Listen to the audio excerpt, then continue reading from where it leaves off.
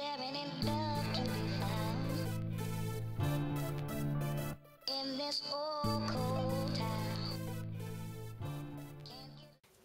Well, one of the things that I really feel that's negative in hip-hop is the fact that every major artist feels like that they have to have been in jail or shot this many times. You know, it's artists out there that never been shot, but going around repping that they've been shot or they've been locked up a million times, you know. Like it's just, you know, hey, if we were shot or locked up, we can get a deal, you know. And that's not how it is. I think that's kind of negative to make people feel like that you have to either be a hustler, an ex-dope man, or been in prison or shot to be a big artist. And that to me, that's negative. Sending out negative vibes to these young kids that's looking up to them, to where they feel like, oh, do I got to go to jail to be a rapper? Well, I think I don't think anybody's themselves. I mean, I think everybody thinks that they have to be a certain way to be hip-hop, quote-unquote. I think that's the most negative influence that it's had. A lot of the things that rap gets blamed for, like drugs or violence or whatever the case may be, that stuff's been around for centuries, long before hip-hop came into existence. So I don't think those are negative influences that hip-hop has. I just think it's on people's personalities, man. Nobody wants to be themselves. Everybody wants to be this, you know, this character that they make up to be hip-hop. And I think that's the most negative influence it's had in the past few years especially. Well, when our society, drugs, which we all know, and I don't care what kind of neighborhood you come from, there's some kind of drugs in your neighborhood. You know, you got kids trying to emulate grown folks. That's a bad one for me. You had, you know, now, true, you got hip-hop divas or video models, whatever you want to call them. Okay, that's for eye candy in the videos to make it more catchy and attractive, to sell more music. But you have 8, 9, 10 on up kids trying to emulate that, running around here dressing like that, acting like that. You know, and that's not good. Now, I know everything starts in the household, true. But also with that, even if you are doing everything you can in your household, you still have that negative factor that's out there. Your child spends, I want to say, especially if you have teenagers, they probably spend a good 12 to 16 hours outside the house, depending on their age range. You know what I mean? So they're going to have a whole lot more negative influence outside than they do inside. Negative influences. I mean, there's a lot of negative influences in hip-hop. You know, you got your whack-ass rappers that would start beef just to get their name out there.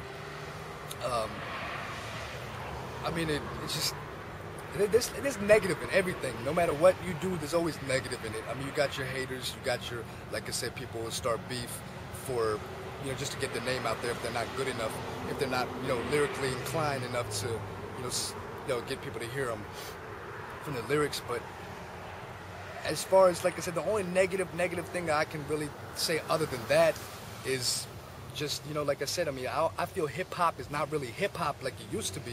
It's just they're not talking about anything anymore. It's like it doesn't mean anything. That's why a lot of people don't even want to listen to radio anymore, because hip-hop is more, they're not talking about anything. If you really listen to radio, they're not talking about shit. They just, you know, I mean, it's like, as long as they got a hot beat and they got, you know, they got a hot beat, that's about it. Now, that's it. And it's like they got, then, you know, people are buying records. That's what I feel is negative in hip-hop right now, that people aren't listening to the real lyricists in hip-hop. And that's a big negative to me, because if you listen to my music and if you've heard Pac-Man, you know that I'm a lyrical rapper. I mean, I'm big on my lyrics. Yeah, my beats are hot too, but I'm actually talking about something. And that's very important, I feel, when people can relate to you. And, you know, when they listen to your song, like, damn, I went through that too, or I've gone through that in my life. I mean, when I think of firsthand, it's just perpetuating ignorance. And like a prime example of that is planking. I don't even want to get into that. I don't want to talk about that, but I'm just saying, just ignorance, man. Just, that's enough. Ignorance begets more ignorance and so forth. You know? I think the negative influences, I mean, we can't front like life itself doesn't have a lot of negative aspects to it, but I think that not only nowadays we super glorify it, but also that is that you don't see, like I said before, a total picture of what hip hop culture is, and you know, you get one thing drilled into you, like right directly into, you know, like it's just in your penile, and you don't get a whole perspective of it. And I think that's what, you know, is a negative influence itself, is you don't get a whole perspective of what real hip hop culture is. Guys that I looked up in the early 80s, man, it was a group called Icy Hot. It was a guy named Super Mike, Dr. Rock. I mean, they used to tour the parks, you know, the recreational centers in the parks, man, and I used to look up to them guys. They were probably in their 20s, and I was probably 14, 15, and they was traveling to the parks around here, just like if you went to New York back in the day, you had Kool Herc and Dana Dane and all them kind of guys back in the day, Easy Mo B doing it, you know. But here, it was a group called Icy Hot that I looked up to growing up. Local hip hop, man, you know. Hip hop, of course, everybody knows started in New York, South Bronx, and other boroughs started this rapidly spreading. West Coast had a scene, down south, Midwest had a couple different real big things. And it's like down south again, but you know, it's really spread. And but Dayton has had its own hip hop scene, may not blown up on a national scale, but we had a lot of local dudes that I looked at like, yo, sweet.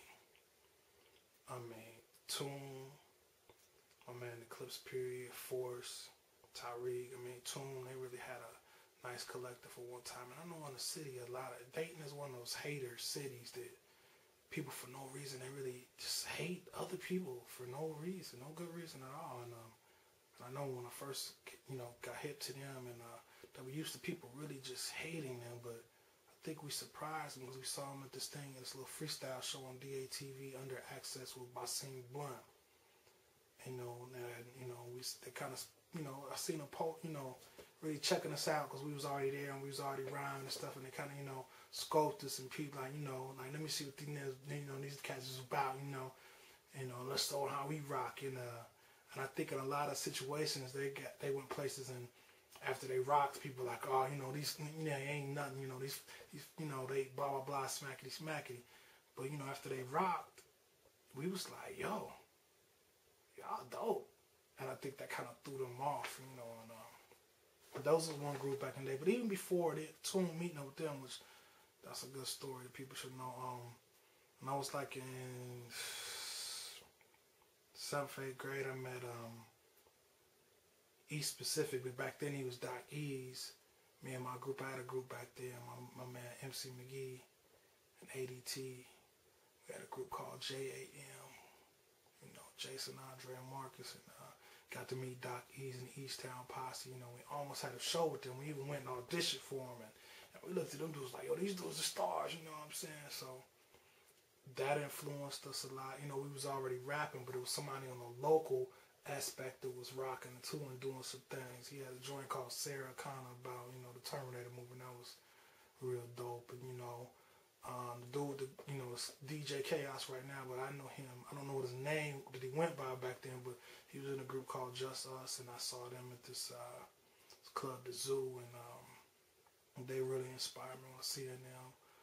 Then my man Kelly Kale, most people know this dude, probably don't know that he was in the hip hop scene, but Kelly Subers, a lot of people know him from basketball. When I was younger, I knew him from basketball. Dude could really ball. Like one of them dudes from Dayton you thought would have gone pro, but he DJ too, and I remember seeing him like in a DJ battle, and you know, he was cool. He wasn't like how you see a lot of these turntablists now, but he was cool with his. But you know, at the end of his set, instead of doing a whole bunch of tricks, he like played his own record. Like how many DJs you know could play their own record? He played this 12-inch. I think it was Kelly Kell and CJ Snow. I think that's what it was. But you know, so locally, a lot of cats have influenced me. You know, 14 Slim, Militant Mac, Commandos, Externals. You know what I'm saying, my man, the comedian Nate Washington. What was the name of that group? It blows my mind now. But him and Gary Young, you know, Mr. Young, you know, that was real dope. And Moet Dynasty, you know, Mr. Magoo, Aboriginal. Just a lot of cats, man, you know. Forbidden Fruits, there was one part to him. Universal Dialect, you know, The Unknown. Just a lot of cats in the city was real dope, you know what I mean? All Around Incredibles. I forget these dudes, but they had a group called, you know, a song called Awesome. That was dope back in the day. I mean, just a lot of local cats really influenced me. You know?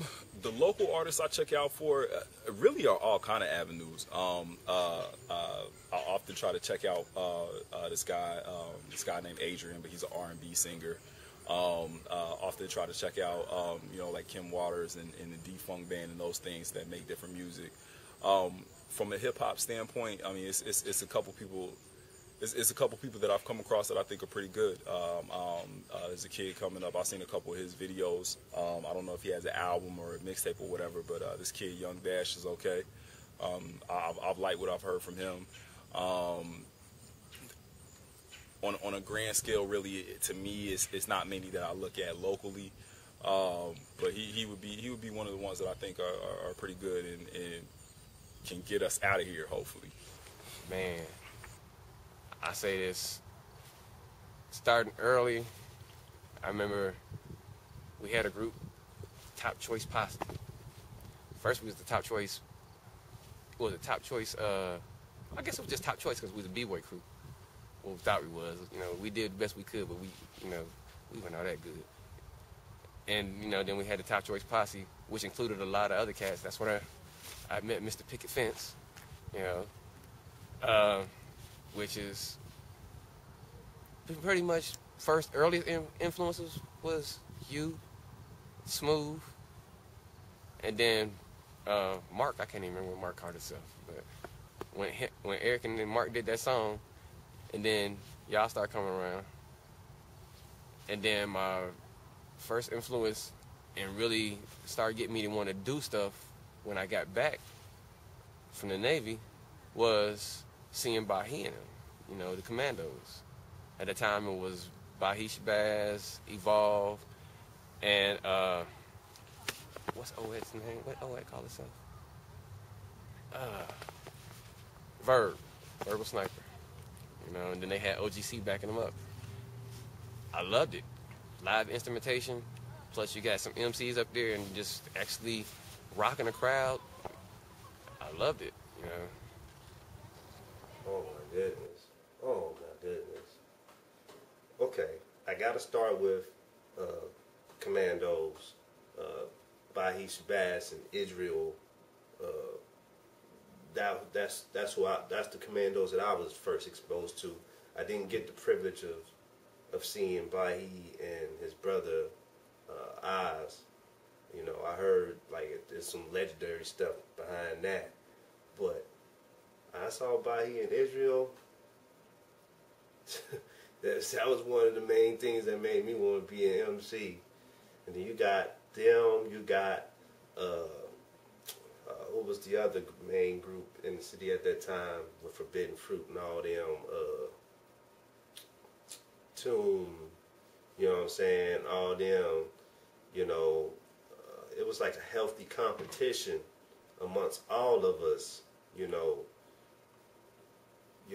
them, then we had, you know, HOC and They Wanna Kill and all them, and you have, you know, Quince, and I had the privilege of working with, you know, with Commando. I ended up becoming a Commando. I was like one of the last members of Commandos a few years ago, and my dude Mace, you know what I'm saying, he inspired. He didn't even know how much he inspired me.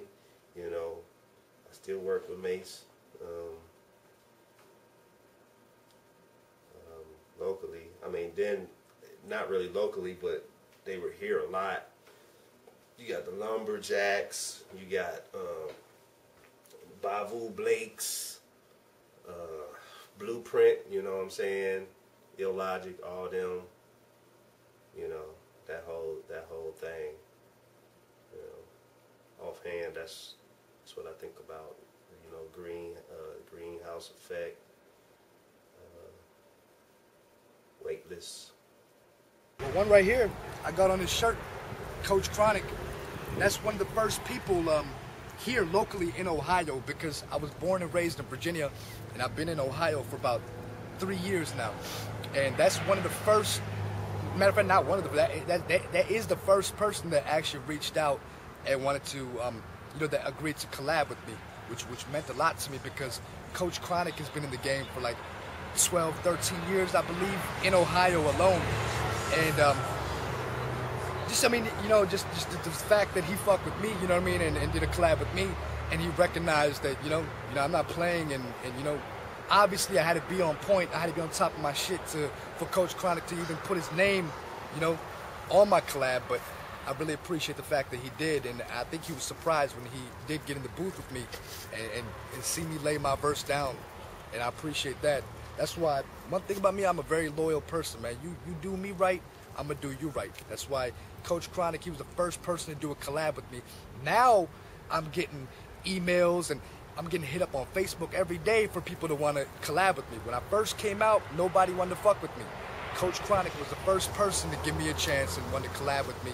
And I remember that, and I'm not gonna forget that.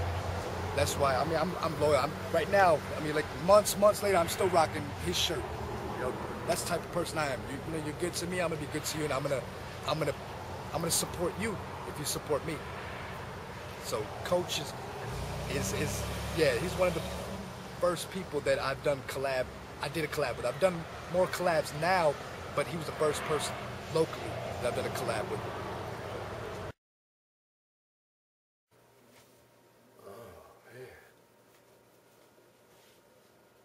Just the opportunity to express myself, man, and my brothers, you know what I'm saying? Like, first group I was with, man, Eternal Legacy, man.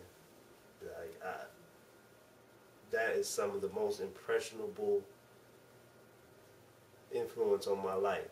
Just that time that we had, man, just building and just learning learning about ourselves, our natural talent and gift, and ability to express ourselves in the art form of rhyme. Man, that's where it was at for me, you know.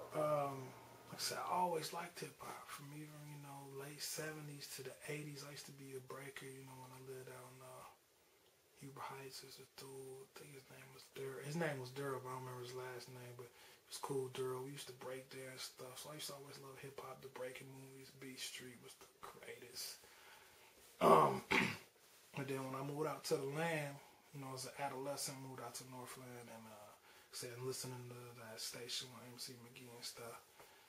I mean, and when I got about 8th grade, you know, me and MC McGee went to this concert, the Fat Boys, Salt and Pepper, when they first created the I Push It song. But we knew them from before there, from Tramp, Dana Dane, and UTFO. We went to that concert. Afterwards, you know, me and MC McGee, we went to the back where it was the artist was boarding on the bus, and you know, we saw Buff on the bus, and we saw Kool Rock-Ski and Prince Marky D leaving Hay Arena going to the bus. You know, and I shook Kool Rock-Ski's hand, I shook Prince Marky D's hand, and I put my hand out, and they shook it. And as soon as they shook it, I just felt electricity, like, this what you about to do, man. This what you really about to do. So that's what made me want to become an MC, and I just, you know, I still love it to this day, you know, I still do it, I'll do it forever as long as I can, you know what I mean? Man, I've been rapping, man. I've been rapping since I was like 12, 13 years old. And it started, honestly, it started off, yeah, I'm not going to bullshit you all. Yeah, I've been rapping since I was 5 years old and all that. I was about like 12, 13 years old, and it started off like messing around with my boys. We're at the bus stop waiting for the bus. And, you know, we just be freestyling and whatnot. And, you know, I just started getting more into it.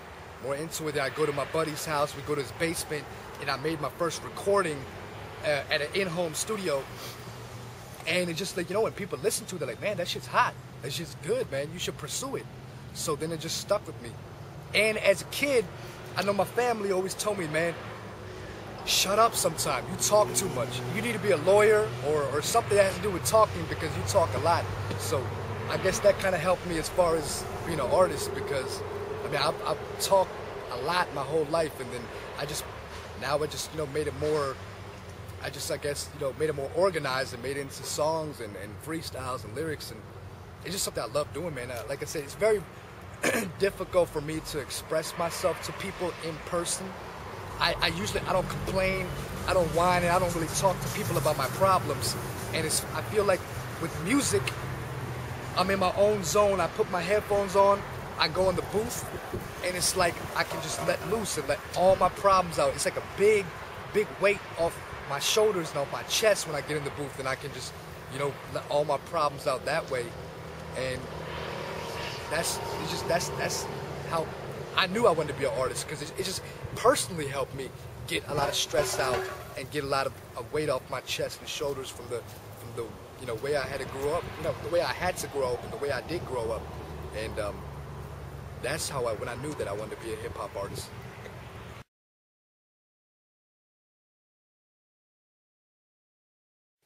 Who I really want to work with in the city right now is, I would love to be on a song with Eclipse Period.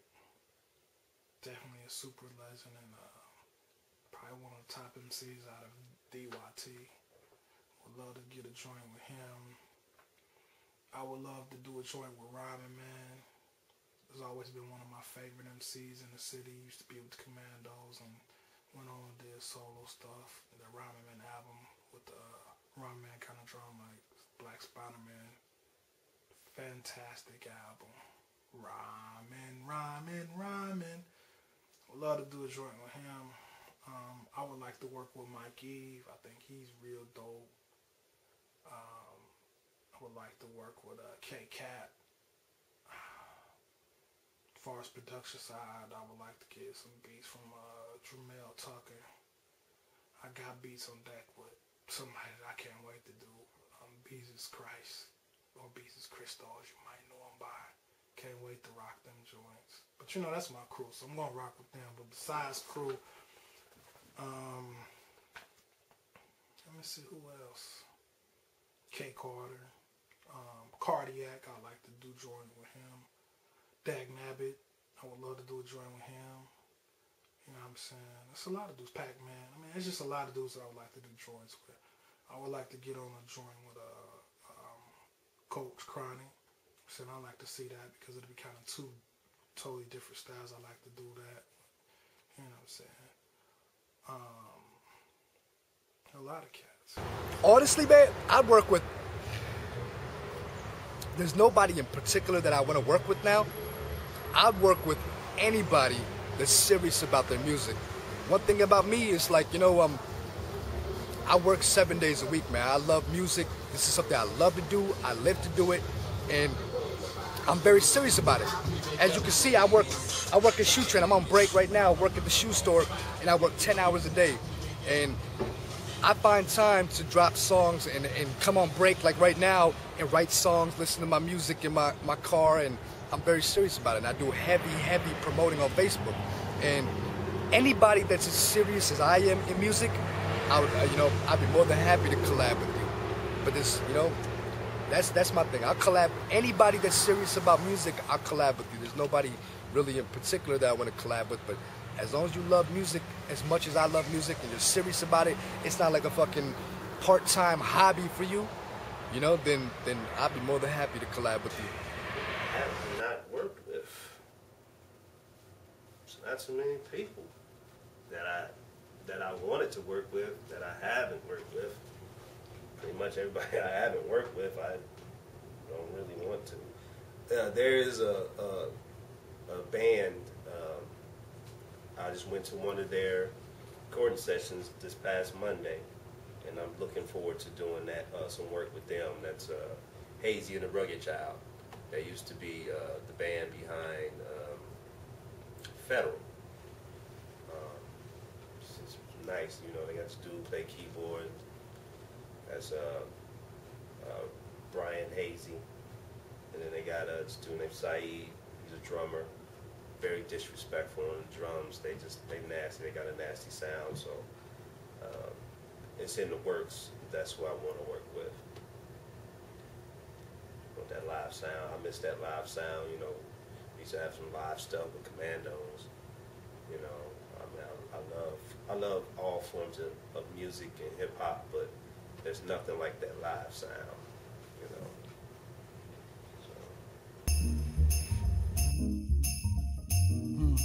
Thought that we was gone. Thought that we was gone.